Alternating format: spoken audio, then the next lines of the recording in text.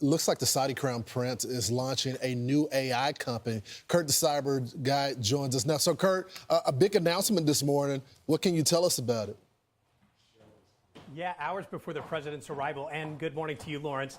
It's called Humane AI, and a bit of an ironic name for MBS and the Saudi government.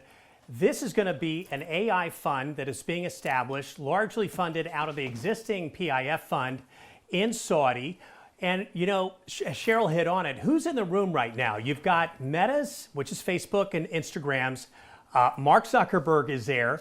And it says a lot who's in these images that we're seeing on the screen. Who's in that room? Another one, OpenAI, Sam Altman.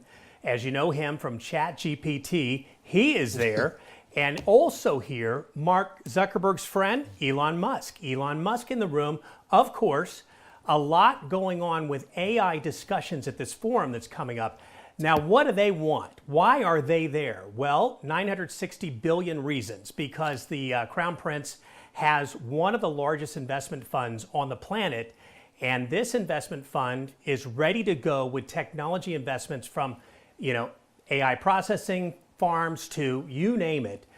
Development in this category is exploding globally, and they really want to get their hands into it, and they're trying to get their hands on that money and deals made at this conference, thanks to largely the Trump administration putting a focus on technology and the growth of technology back to the U.S. at this point in time. How would that work, Kurt? They wouldn't be competitors? If MBS has started Humane, this AI company, wouldn't whoever's running ChatGPT be a competitor? How would that work? How would our American investors, how would they get access to PIF, which is the Crown Prince's company?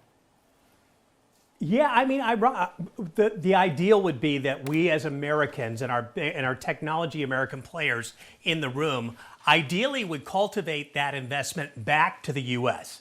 So how do we grow in the United States through AI? We spend money, and we spend money here on our own soil or in ownership of AI elsewhere.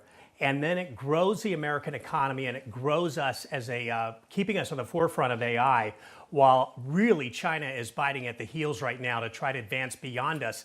Thankfully, right now, without a lot of regulation, we're able to advance very quickly. But the bottom line here is it's about making deals with that sort of, you're either going to be my friend or my enemy. You're my competitor, or you're going to be, no matter what, we're going to dance. So do you bring that dance back to the U.S.? Do you try to carve out what our nation can get out of the growth in AI with one of the world's largest funds of $960 billion?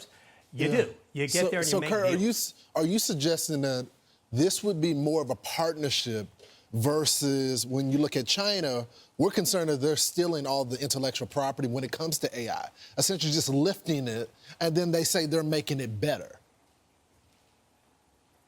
Yeah, they are exactly doing that. China has been famous for stealing a lot of corporate America's intelligence, including AI, including a lot of technology advances.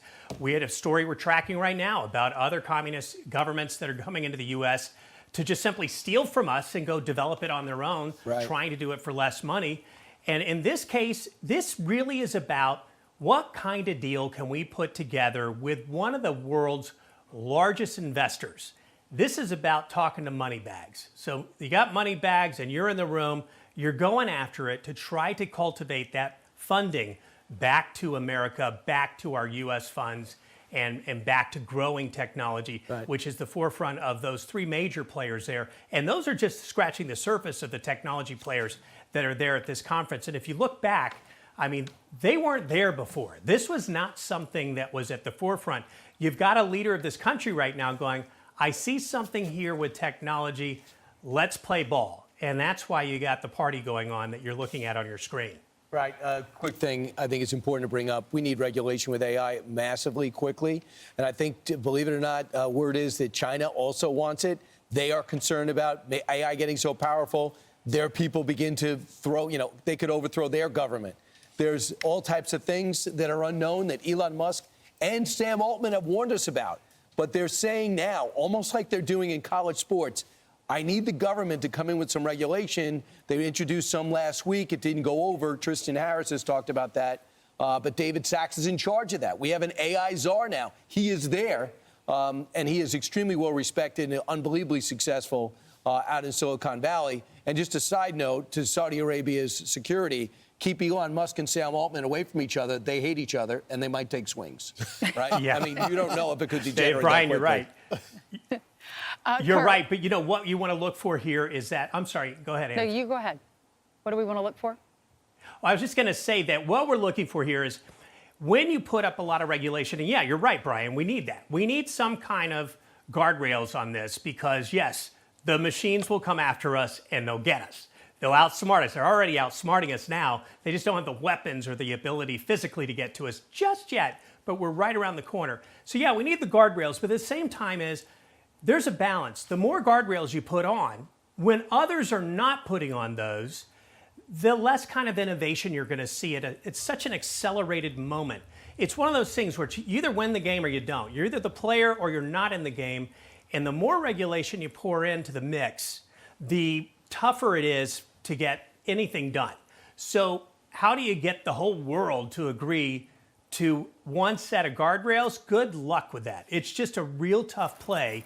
And one of those things where we might have to just clean up the mess after some advancements done. I hate to say that, but it's probably the reality of where we're going, which is just get it done. Now let's rein it back in before it kills us. Right, and we'll talk more about that and all the advancements as we try to make the world a better place. Thanks so much. Appreciate Thank it. you, Kurt. Appreciate you.